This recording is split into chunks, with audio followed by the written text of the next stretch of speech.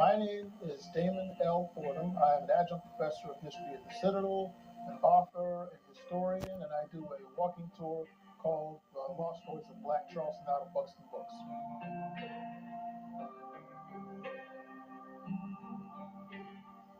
Well, I grew up with a father who loved to tell stories and who also loved history. He would tell me about his experiences in World War II, the Great Depression, and during the segregation days. Plus, I also like to read. And so the combination of these two, I found out much later through a mentor of mine at the University of South Carolina named Dean Willie Harford, that I could make a living doing both. And so that is what got me started in this. What I do is I do a very animated type of storytelling to explain various things, such as the Denmark Vesey slave rebellion here in Charleston, the story behind the real people who inspired Porgy and Bess, some greats here such as Septima Clark, so they'll understand that there's a person behind the name that they see on the highways and such. And overall, they come into this learning things that they hadn't before. But I also engage in dialogue with people because when you talk with other people, you always learn something because somebody else always knows something that you don't. And so that's why I encourage dialogue.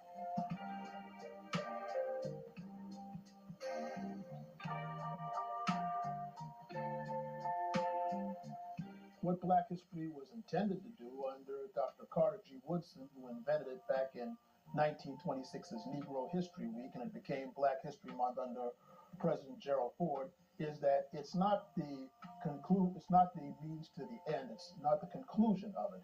It's a beginning so that people can learn things that were once suppressed in our schools. So the more you learn about things that happened to you in the past, it gives you an added grain kernel of knowledge that can help you in the present. There's a saying that if you don't know the past, you are condemned to repeat it, you see. And so if you understand the triumphs of the past, you can build on that to achieve even greater triumphs that can inspire you. And if you understand the tragedies, you not to repeat them again in the future.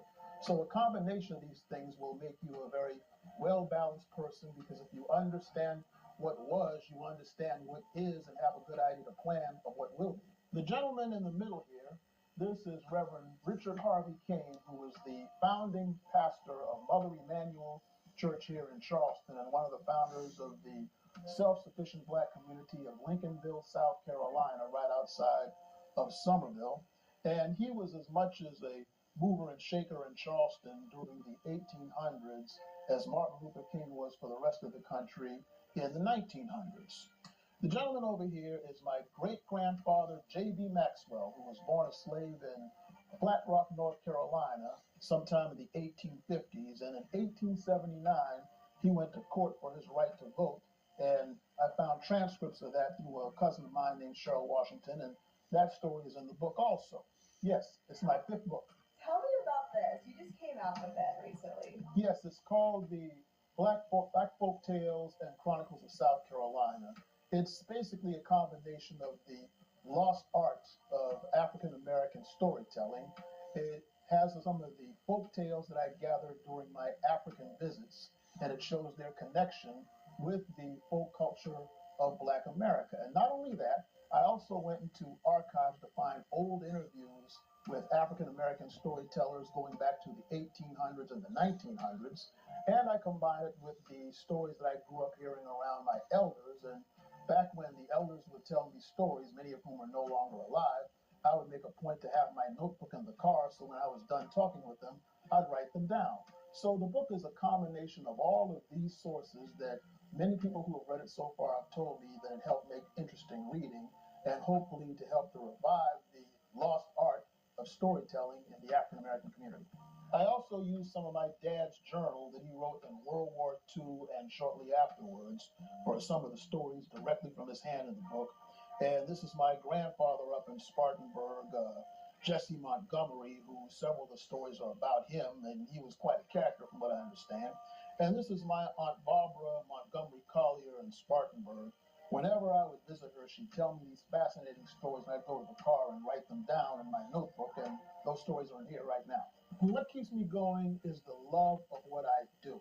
And I just mentioned African American storytelling. Well, this is something that used to go on throughout humanity back in the days because the earliest teachers were storytellers. And in every culture, whether it's the Shankies of Ireland or the wandering minstrels of England and the various storytellers of the Middle East that gave us the Arabian Nights, each culture had its people who told stories to illustrate various aspects of not only history but life lessons of human behavior. And a lot of these stories, when you read them, speak to us to this day because the one thing that has not changed over the years is human nature. So hopefully people today can take these stories, even if they're not African Americans, and find something in it that can help them with their lives today.